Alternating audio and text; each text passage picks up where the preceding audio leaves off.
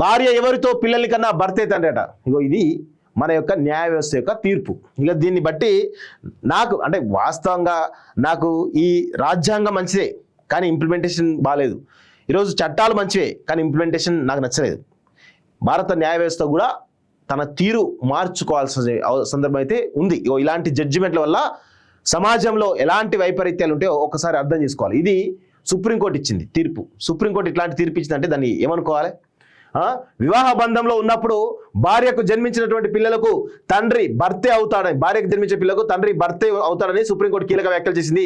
ఆమె మరో వ్యక్తితో సంభోగంలో పాల్గొని బిడ్డకు జన్మనిచ్చిన ఆ బిడ్డకు ఆమె భర్తే తండ్రి అవుతాడని సుప్రీంకోర్టు తెలిపింది. భార్య భర్తలు ఇద్దరు వివాహ బంధంలో ఉన్నప్పుడు ఒకరికొకరు అందుబాటులో ఉన్నప్పుడు ఇది వర్తిస్తుందని వివరించింది. ఎవిడెన్స్ యాక్ట్లోని సెక్షన్ 112 ఈ విషయాన్ని స్పష్టంగా పేర్కొందని తెలిపింది. కేరళకు చెందినటువంటి ఓ మహిళ తన బిడ్డకు తండ్రి అని చెప్తున్నటువంటి వ్యక్తి సుప్రీంకోర్టులో పిటిషన్ దాఖలు చేశారు. మహిళ పెళ్లి చేసుకుని వైవాహిక బంధంలో ఉన్నప్పుడు 2001లో వేరే వ్యక్తి కారణంగా బిడ్డకు జన్మనిచ్చింది. అనంతరం 2006లో భర్తతో విడాకులు తీసుకుంది. ఇప్పుడు ఆ బిడ్డకు తాను తండ్రిగా భావిస్తున్న వ్యక్తి పేరుని అధికారికంగా ఖరారు చేయాలని సదరు ఇప్పుడు ఆ బిడ్డకు తాను తండ్రిగా భావిస్తున్న వ్యక్తి పేరుని అధికారికంగా ఖరారు చేయాలని సదరు మహిళ భావించింది. ఇందుకు దరఖాస్తుగా అధికారులు అభ్యంతరం తెలిపారట. ఈ విషయాన్ని మున్సిఫ్ కోర్టులో రైజ్ చేయగా బిడ్డను కన్న సమయంలో భర్తగా ఉన్న వ్యక్తి పేరుని తండ్రిగా పెట్టుకోవాలని కోర్టు స్పష్టం చేసింది.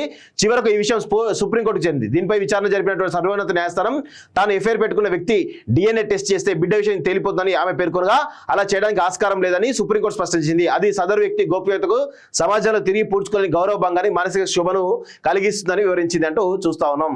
ఏందో మరి ఈ తీర్పు నాకైతే ఇప్పటికి కూడా అర్థం కావట్లేదు. పాజిటివ్ ఉందా నెగిటివ్ ఉందా ఏముందో నాకు ఇప్పటికైతే అర్థం కావట్లేదు.